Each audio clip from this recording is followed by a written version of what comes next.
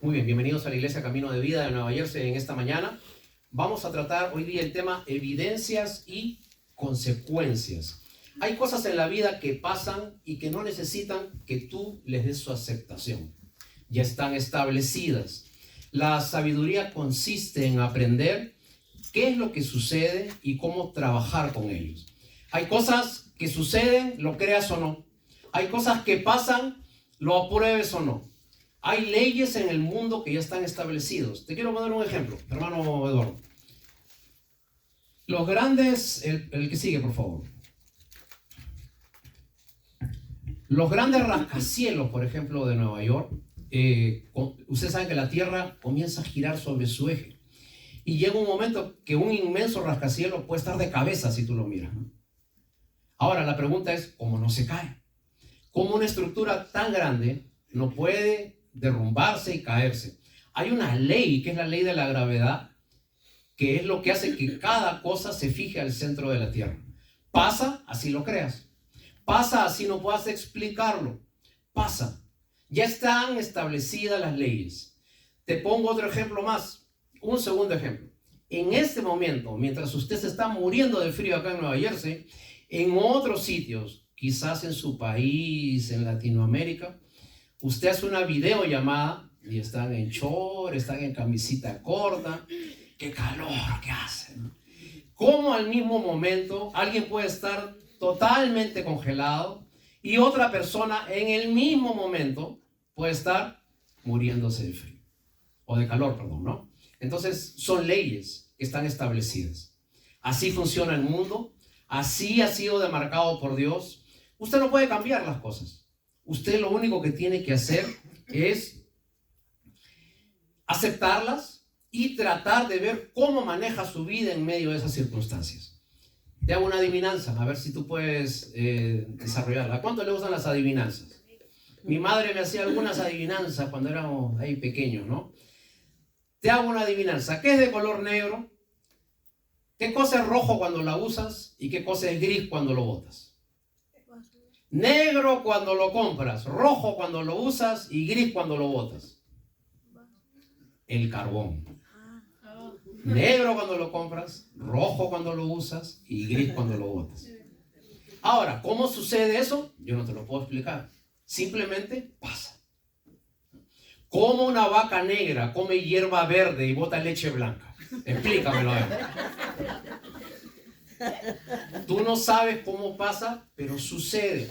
Tu trabajo no es entender las cosas.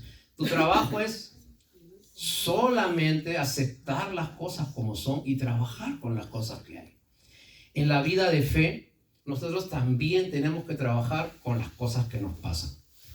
En la semana pasada nosotros vimos el mensaje, unos versículos antes de este Primera de Pedro. Si estás en Primera de Pedro capítulo 1, o en Segunda de Pedro capítulo 1, perdón, vamos a ver el versículo 3, que es lo que estábamos meditando en la semana pasada. Dice, Segunda de Pedro 1, 3. Dice, todas las cosas que pertenecen a la vida y a la piedad ya nos han sido dadas, que dice, por su divino poder, mediante el conocimiento de aquel que nos llamó para su gloria y excelencia.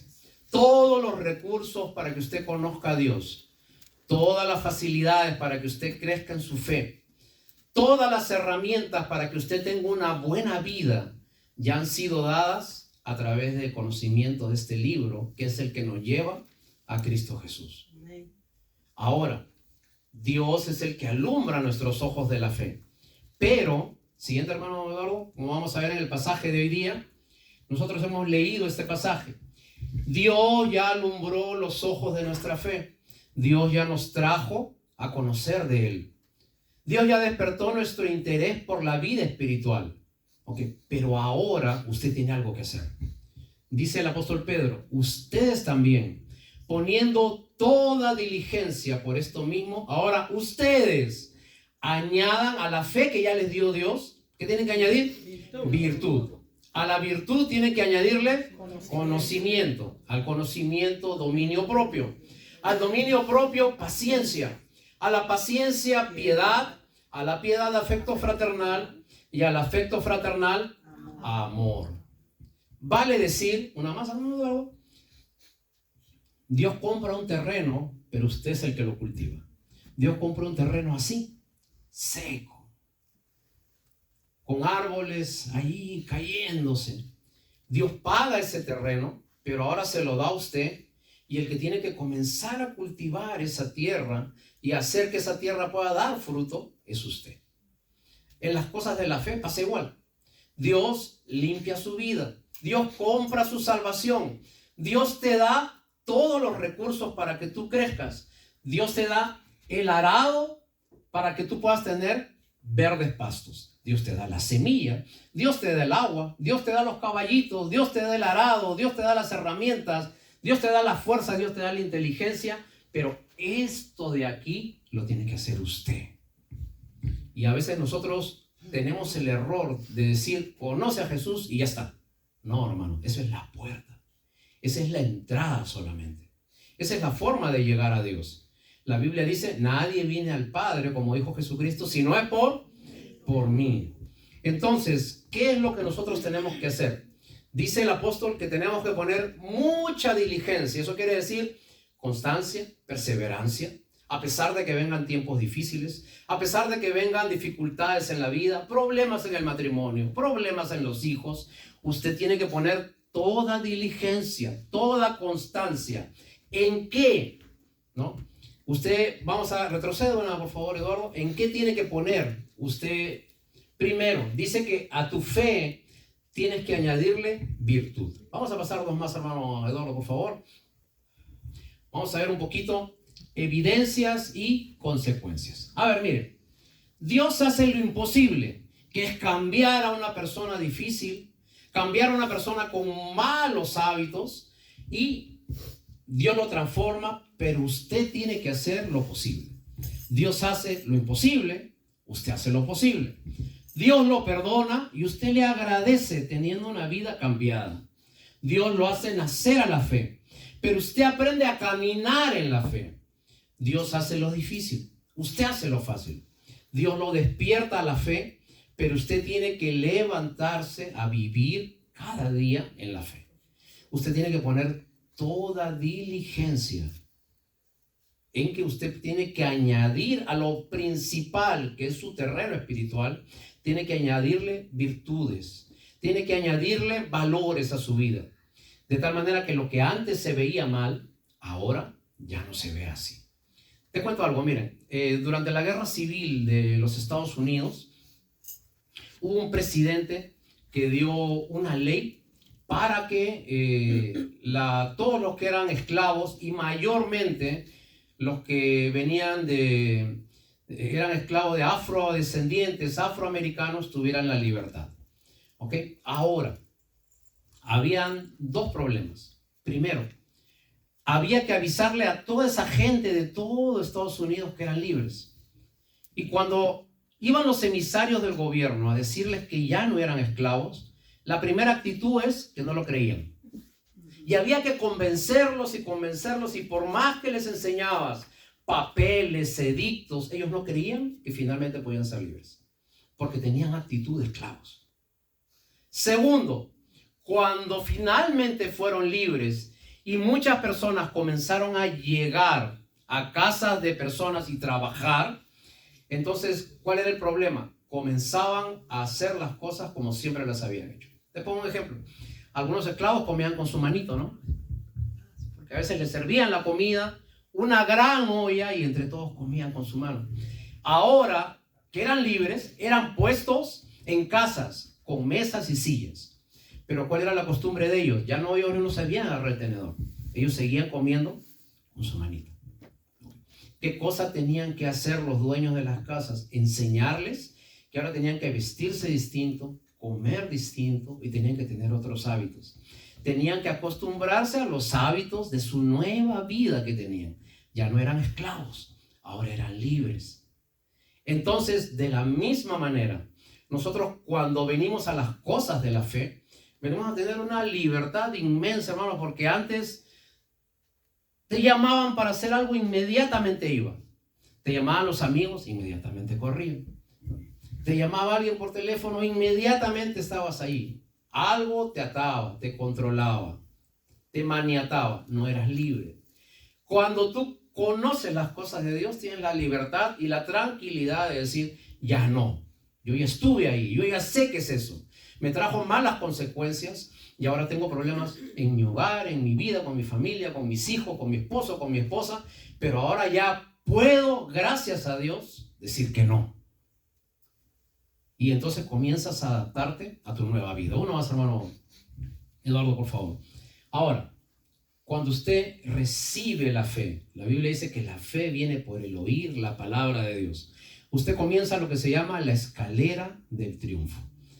Poco a poco, usted va subiendo, uno por uno. No suba de 3 en 3.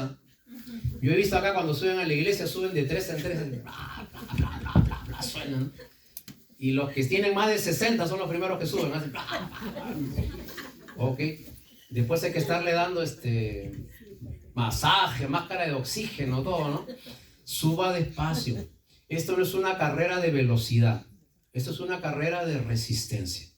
La Biblia dice, el que persevere hasta el fin, ese será salvo. ¿Sabe qué quiere decir en palabras tradicionales? En palabras de barrio, dale suave, tranquilo. Eso es lo que quiere decir la definición teológica de ese versículo, ¿no? Dale suave, anda con paciencia, ¿ok? Con paciencia. Entonces, a tu fe lo primero que tienes que añadirle es virtud. Virtud es un buen testimonio, un buen ejemplo moral. Antes se te veía mal por ahí, tirado en un sitio. ¿Sabes dónde he visto a tal persona? Tirado en tal sitio, metiéndose a la casa de tal persona, por la ventana incluso. Ahora ya no, ¿no? Ahora usted comienza a vivir una vida recta. Y hermanos, la Biblia nos dice que nosotros no solamente tenemos que decir que creemos en Dios, sino que también tenemos que vivir una vida conforme a lo que Dios quiere. La gente está cansada de religiones. La gente está cansada que le hablen, que Dios, que tu iglesia es la mala, mi iglesia es la buena. La gente ahora quiere cambios, pero quiere ver cambios de verdad. Quiere ver personas que cambien. Quiere ver personas que tengan virtud, que dejen los malos hábitos y comiencen a vivir conforme Dios pide que le dejen. Este cambio se hace con el 100% de nuestro corazón. Algunas veces en consejería, las personas que hablan conmigo me dicen, pastor, yo ya estoy avanzando, estoy más o menos en un 74.5% de mi vida de fe. Estoy avanzando ya, ¿no? Yo te hago una pregunta, ¿no? Yo les hago la pregunta a ellos y te la pregunto a ti. Querido esposo, si tú le dices a tu esposa, mi amor, te amo un 75% más. ¿Tú sabes los chancletazos que te van a caer? ¿Ok?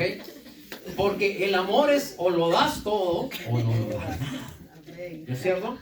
Y eso es la vida de fe. Es entregarse todo. Entonces, lo que nos dice la palabra es que a la fe tenemos que agregarle virtud. A la virtud tenemos que agregarle conocimiento. Y conocimiento es aprender de las cosas de Dios. ¿Te acuerdas del ejemplo que te puse antes del esclavo que no sabía cómo comer? Entonces, el amo, el dueño de la casa, te enseña cómo vestirte, cómo comer, dónde está el baño, dónde tienes que dormir. Entonces, cómo se manejan las herramientas que hay en esa casa. De la misma manera, usted no puede vivir solo su vida de fe. A veces hay millones de personas que creen que pueden vivir sin iglesia. Y dicen, no, yo creo en Dios, yo sí creo en Dios y suficiente. Falso, te enseñaron mal. Para tú crecer en la vida de fe, para ir en la escalera del triunfo, alguien te tiene que enseñar. Porque si tú supieras todo, no habrías hecho todas las cosas con las que has venido.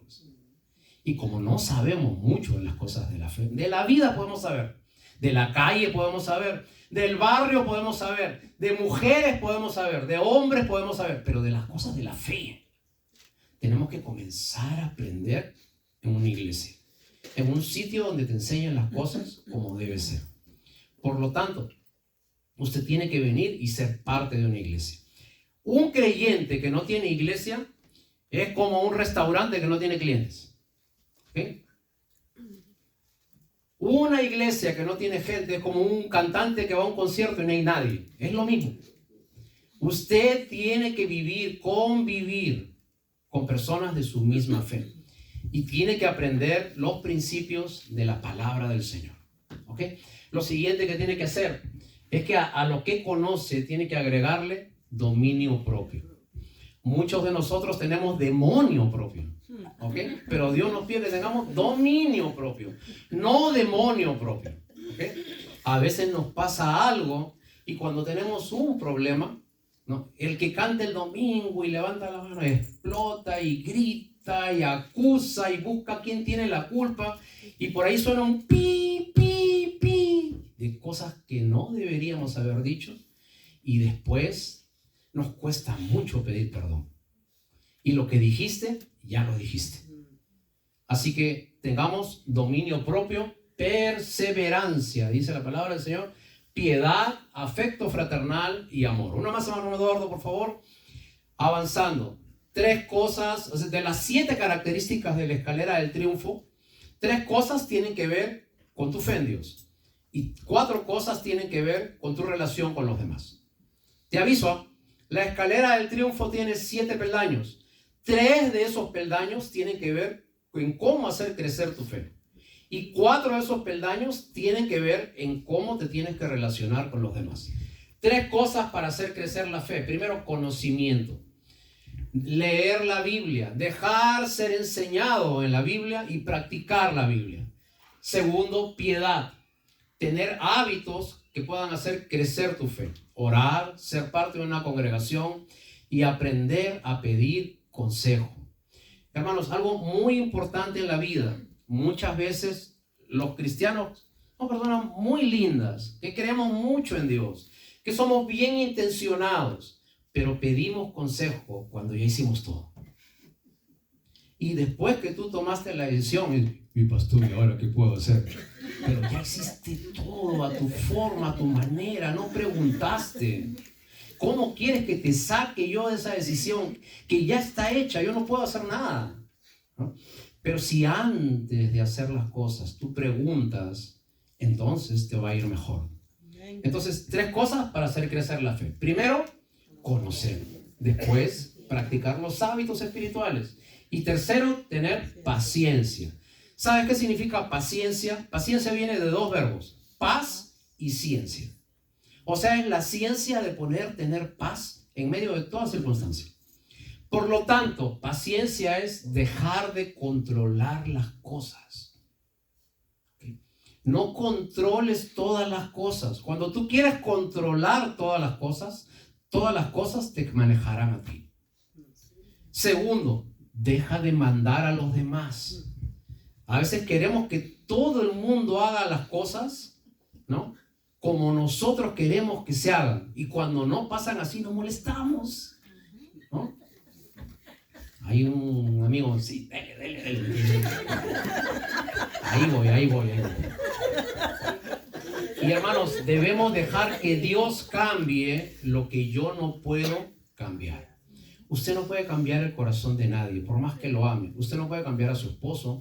Usted no puede cambiar a un hijo. Usted no puede cambiar a una hija. Usted no puede cambiar a un padre, a un jefe. Usted no lo puede cambiar. Pero usted sí puede cambiar. Preocúpese en cambiar usted, no en cambiar a los demás. Y a veces nos levantamos y no sé si usted se ha dado cuenta que cuando usted le da cólera a alguien, uno vive obsesionado por lo que hace, a dónde va, qué cosa hizo, comienza a buscar en las redes, mira la foto, hace así el celular. Pero ¿cómo tiene esa cara? ¿Qué se hizo acá? Así no es, ¿no? Si está en el 5º piso, ¿cómo puede estar el ojo así? Nos fijamos en todas las cosas que ellos hacen. ¿Ok? ¿Por qué? Porque tenemos una fijación. Queremos controlar todo. Ahora, la palabra de Dios dice de que cuando usted conoce a Dios, usted va dejando esa forma de proceder. Y usted comienza a tener paciencia. La ciencia de tener paz. Y hermanos, la primera forma de tener paz es entregar el día a Dios. Amén. No se vaya de casa a trabajar sin orar. No se atreva a irse de su casa sin entregarle ese día a Dios, sin decirle cuál es su dolor, sin decirle cuál es su problema, sin decirle cuál es su dificultad. Converse con su Padre Celestial y Él le va a escuchar. Y cuando tú comiences a hacer eso, y la palabra orar en el hebreo viene de un verbo que no tiene un sonido exacto, suena así. ¿Sabes qué cosa es? Exhalar, botar todo lo malo que uno tiene, ¿no? ¿Okay? Botas todo lo que tienes. Te hago una pregunta. ¿Alguna vez alguien te ha hablado y se ha comido una comida con ajo, cebolla y todo, y tú le sientes todo lo que comió? ¿Oh? ¿Te ha pasado eso? Ok, ya, eso es exhalar, eso es. Ahora, orar es botar todo lo que uno tiene, lo que uno siente, lo que uno recibió, lo que uno sintió, lo que uno decidió, todo. Déjalo en las manos de Dios y encomiéndale tu día a Él. ¿Okay? Seguimos.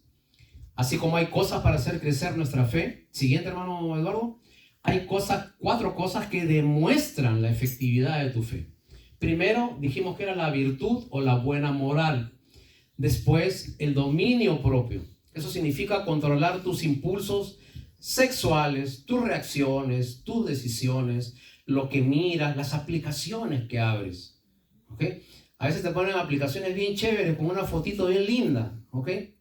De un muchachón que parece entrenador de gimnasio, ¿no? Y ahí queremos... Ten cuidado. ¿Okay? A veces estamos ahí haciendo algo y sale un pling.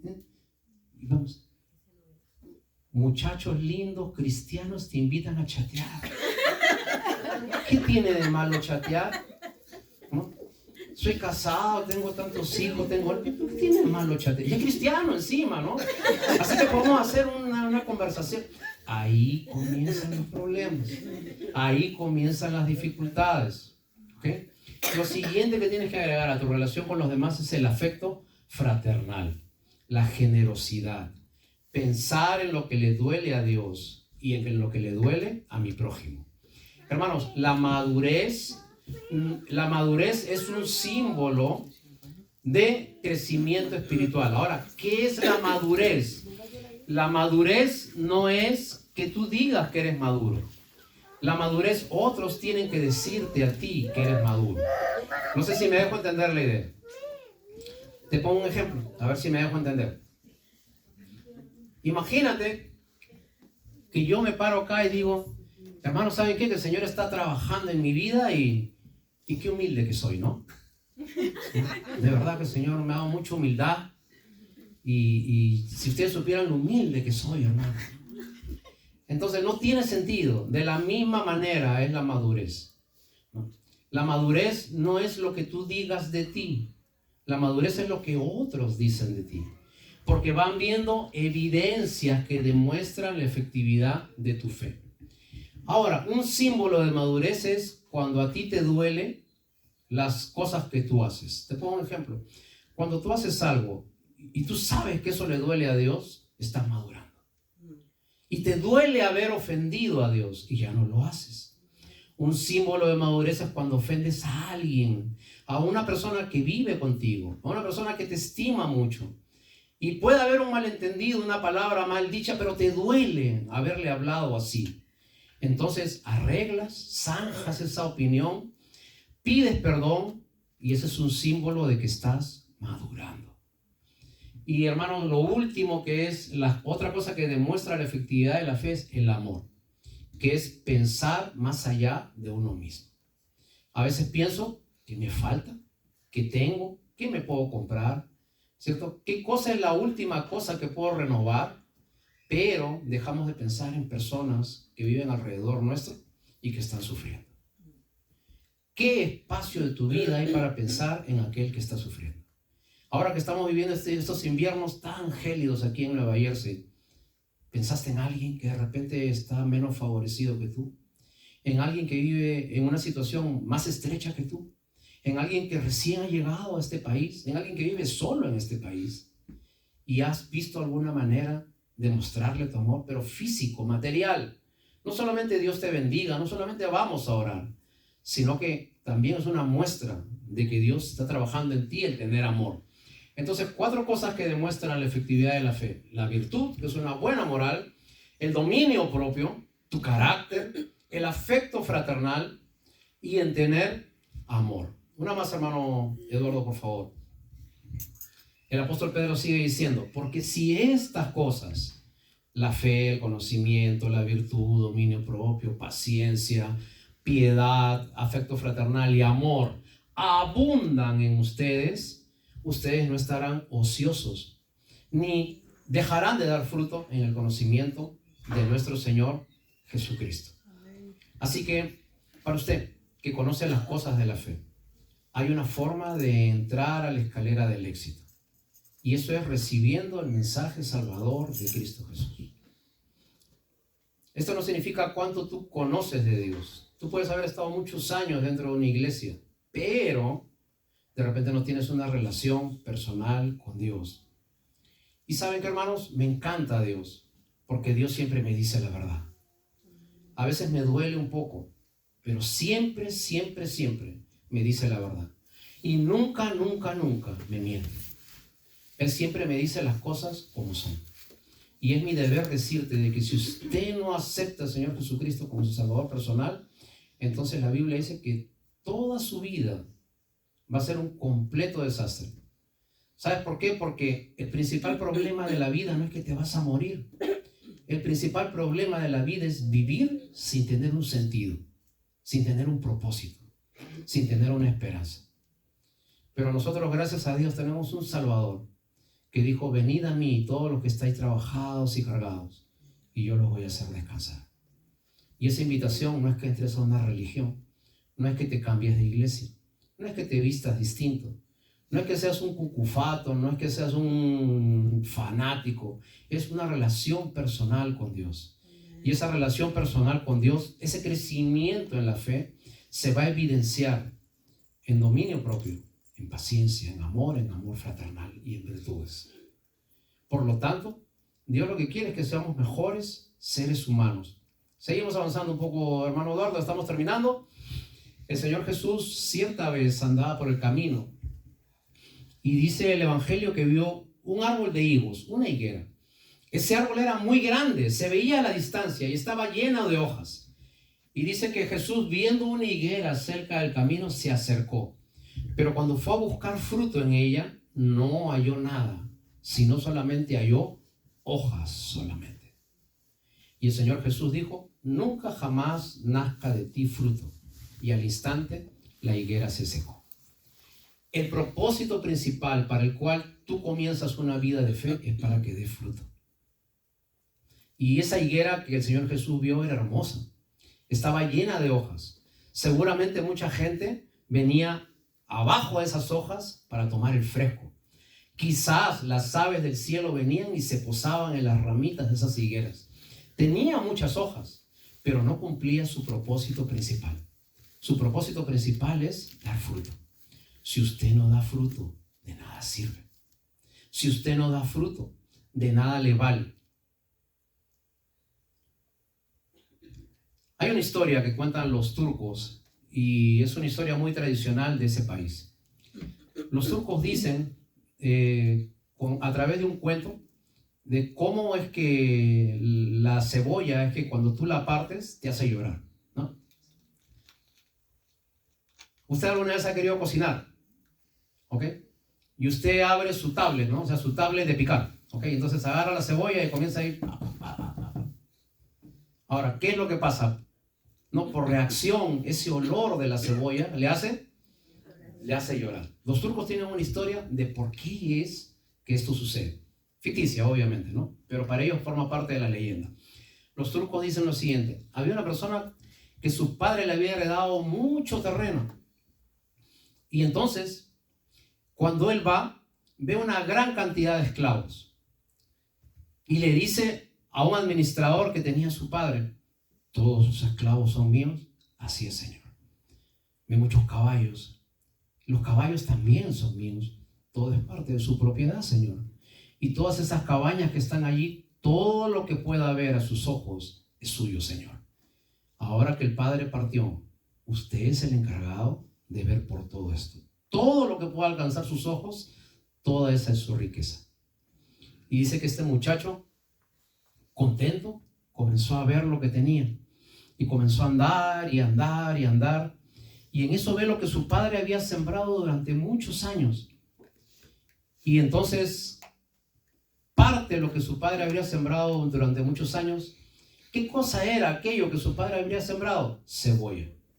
Y comienza a abrir una capa y otra capa y otra capa y otra capa. Y este muchacho, siendo inmensamente rico, se pone a llorar. El administrador le pregunta: Señor, ¿por qué llora? Usted debería estar contento. Y el muchacho le dice: me he dado cuenta que la cebolla no tiene semilla. Y como no tiene semilla, entonces no tiene cómo cultivar nuevo fruto. Y de allí nace la leyenda de que cuando uno abre una cebolla, uno se pone a llorar. Y hermanos, la vida consiste en muchas capas: niñez, adolescencia, juventud, adultez, adulto mayor y vejez.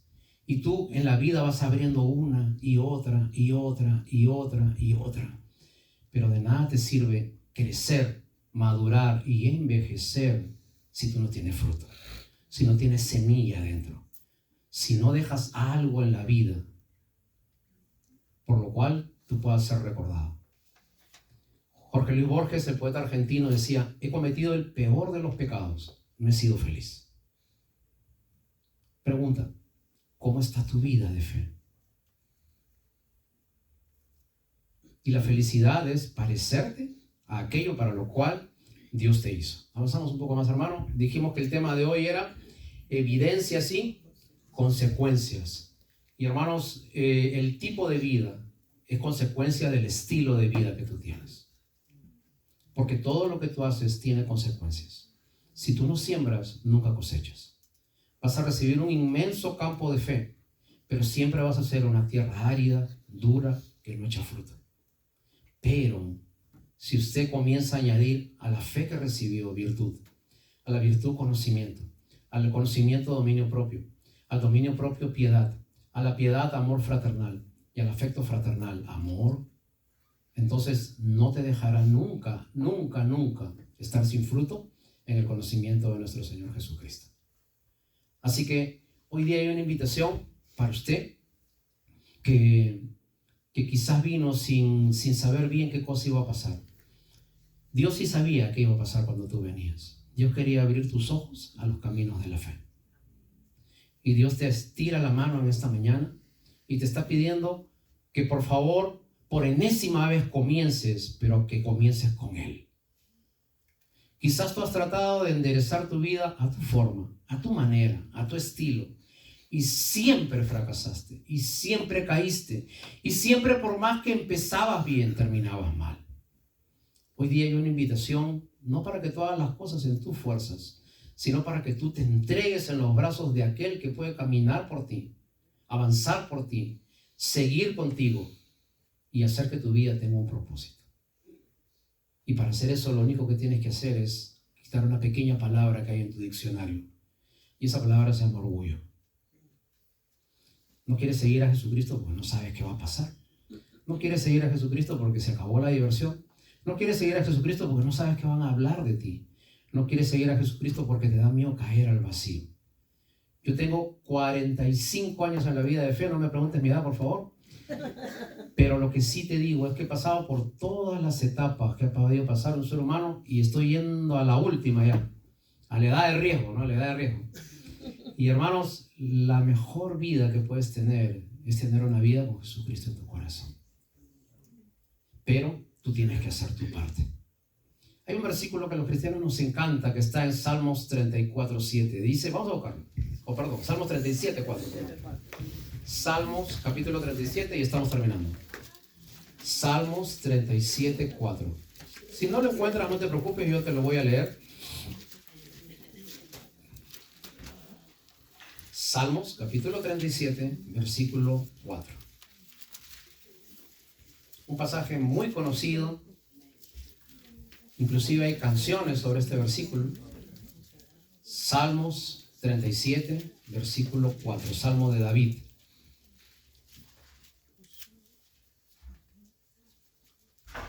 ¿Lo tenemos? Muy bien. Salmos, capítulo 37, versículo 4. La palabra del Señor dice así: deleítate a sí mismo en Jehová, y Él te concederá las peticiones. ¿Sabes cuál es la palabra original para este versículo? En el idioma en que se escribió este versículo por David, no dice deleítate en el Señor, dice disciplínate en el Señor, y Él nos concederá las peticiones de nuestro corazón. Pastor, ahí sí ya no me gusta ese versículo. No me gusta la disciplina. Pregunta: ¿quieres tener fruto en la vida? ¿Quieres que todo te vaya bien? Eso es una consecuencia de entregar tu vida a Dios. Y por más esfuerzos que hagas lejos de Dios, no habrá fruto. Por más que ganes plata, no habrá fruto. Así tengas papeles, no habrá fruto. Así tengas trabajo, no habrá fruto. Así tengas familia, auto, casa, no habrá fruto. Porque la Biblia dice: separados de mí, nada podéis hacer. Amén. Así que hoy día, entregas a ese Señor que te estira la mano y te dice que hoy día es el mejor día que tú has podido escoger para estar en una iglesia.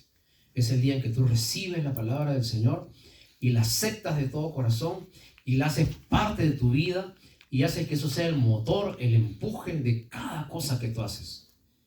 Y cuando tú aceptas a ese Señor, entonces el día te es claro. Ya no tendrás temor, dormirás seguro, decidirás bien. Y esa es la invitación del Señor en esta mañana. Vamos a orar y vamos a darle gracias a Dios por su palabra. Vamos a ponernos de pie, por favor.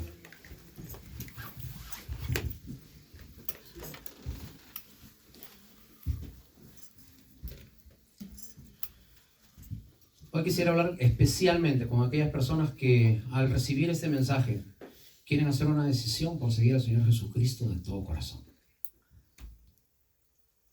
Hoy quisiera hablar con usted que quizás le cuesta dejar algunas cosas, que quizás le cuesta dejar ciertas situaciones, pero usted sabe que la única salida, el único escape, la única manera es entregarse al Señor Jesús.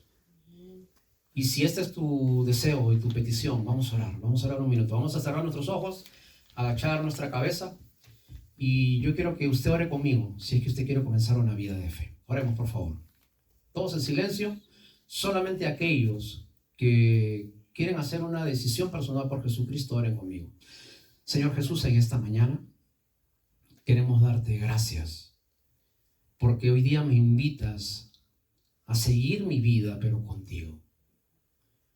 Señor, hoy día te entrego mi corazón así como está, gastado, herido, habiendo lastimado a tanta gente, pero hoy día me arrepiento de todo lo que he hecho y quiero empezar una vida de fe contigo.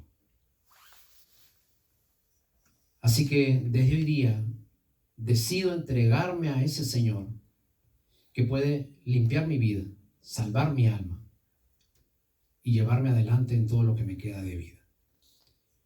Y te oro, Señor, por la congregación en esta mañana. Oramos que, Señor, puedas hacernos personas que demos mucho fruto, que añadas a nuestra fe virtud, conocimiento, dominio propio, paciencia, piedad, afecto fraternal y amor. Porque todas las cosas que necesitamos para nuestra vida y nuestra fe ya nos han sido dadas a través de Cristo Jesús. Todos los recursos los tenemos. Lo único que falta es quebrar nuestra cabeza y seguirte de todo corazón. Así que hacemos esta oración en el nombre de Cristo Jesús. Amén. Que el Señor les bendiga, hermanos. Muchas gracias. Antes de retirarnos, quería ver si nos podemos sentar un minutito, que tengo unos anuncios para ustedes sobre el correr de la iglesia en estos días.